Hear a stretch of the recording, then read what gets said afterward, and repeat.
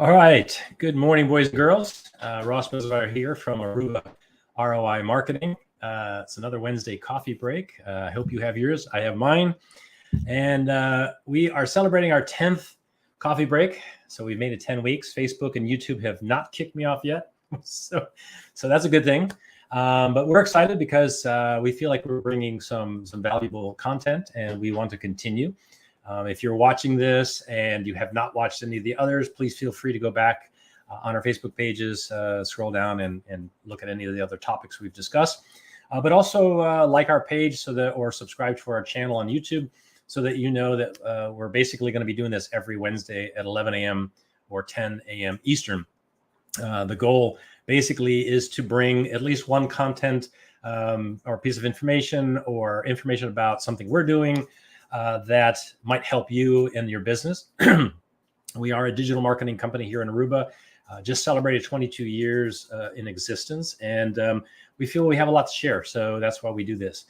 Today's topic is going to be something very near and dear to my heart. I might have mentioned it a few weeks ago, related to working with nonprofits or foundations. Stichtings is what they're called here in Aruba. Been part of the board of the Aruba YMCA for now 15 years, and I'm also a member of Kiwanis. And basically trying to find ways to give back to that industry of charitable organizations, simply because they're usually undermanned, underfunded. They don't have a lot of the technology or marketing access to marketing stuff that we do in a normal organization. Or they just don't have the time and energy because of, like I said, they're volunteers. They don't have people that might have that experience. So one of our goals this year in 2022 is to bring some of the marketing, experience that we have and some of the tools we have to nonprofits. We are very much engaged in a project that we're developing called Aruba Unites. You'll hear a little bit more about that in the coming months. We are looking to work with sort of the largest organization on island that does a lot of support for those nonprofits here in Aruba. And we're also looking for corporate sponsorship to help us with this project. So today I'm going to talk a little bit about what I've sort of talked about in the past with marketing, but related to nonprofits and why it's important for them to have access to this. And this is one of the goals, is to try to get them or more of those organizations have access to the tools that we offer. So I'm going to be sharing my screen real quick. Let me do that first and foremost, and then I'll move myself out of the way. All right. So as you've probably seen in the past, this is our ramp. It's basically our ROI automation and marketing platform. It has multiple components to it. I do have an account set up specifically for nonprofit, and I'm going to go to that real quick, but I did not have data in there for the Universal Inbox, which is a product we've talked about in the past.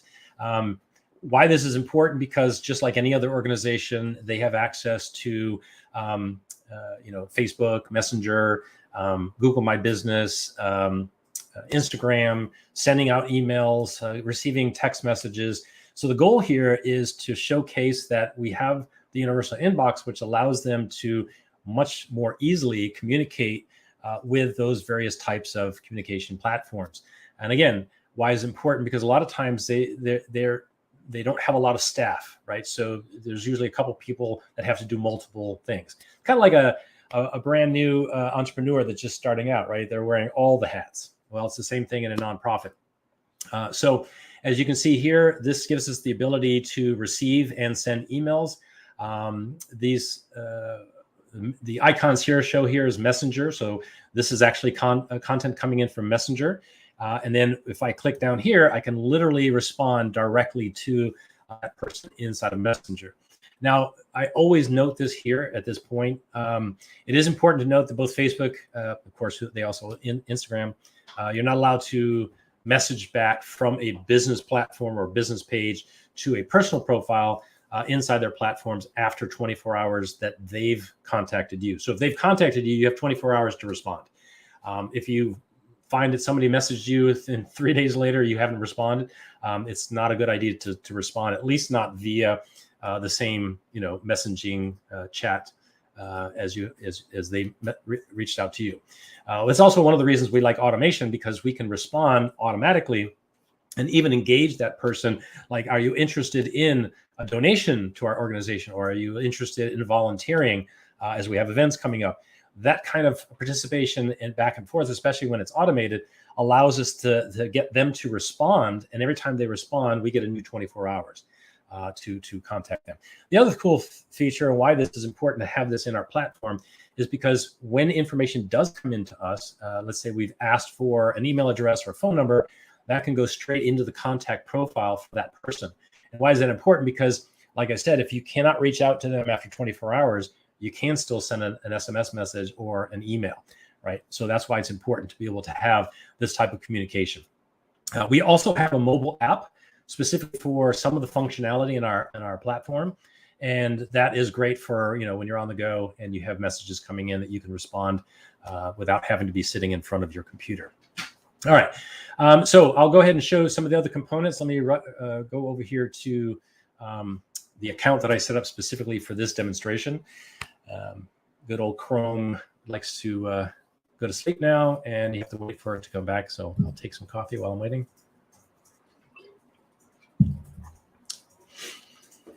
And believe it or not, I was actually prepared. This was up already, but like I said, Google likes to now make things go to sleep.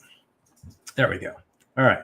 So under calendar, this would be great if you have events coming up and you want to have people set appointments to either discuss how they can help or work with you, whether they're sponsors or volunteers. So you can set up not only calendars, but also the ability for them to make appointments with you. What is important to note in the contact area here, which is just a typical CRM, customer relationship management tool. We've set this up. Now, just so you know, this is all fake data, but the names, emails, everything that you see in here is not real. Obviously, for privacy reasons, we cannot showcase that kind of information. What we did is we added some tags here. And why is that important?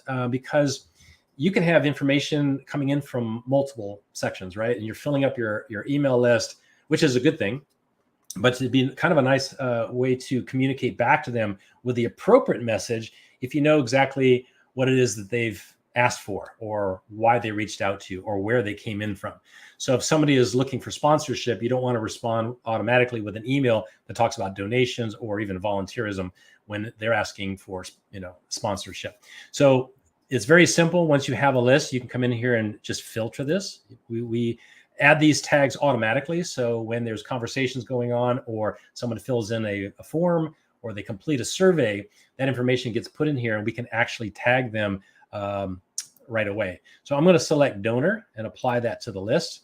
And you notice that the list now becomes shortened, and it only shows those people that are either donors, or we could have tagged them that they're interested in donating, but they haven't donated yet, right? And that's important, so we know kind of where they are in the sort of the funnel or the pipeline of that communication. And I'll show you an example of that here in just a moment. But it's also important that if your organization wants to communicate to donors, that could be different than with sponsors, you can actually set up newsletter templates and then be able to use those on a weekly or monthly or whatever basis you have, that you can update people and let them know what's going on in your organization. So the pipeline I mentioned earlier is right here in our opportunities.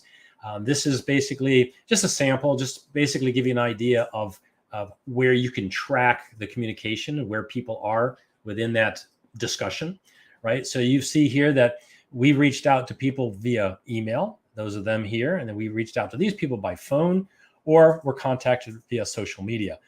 Now, if we were running a fundraiser, as shown here, we can show that people have pledged a certain amount. We haven't received the funds yet, but they have actually pledged the amount.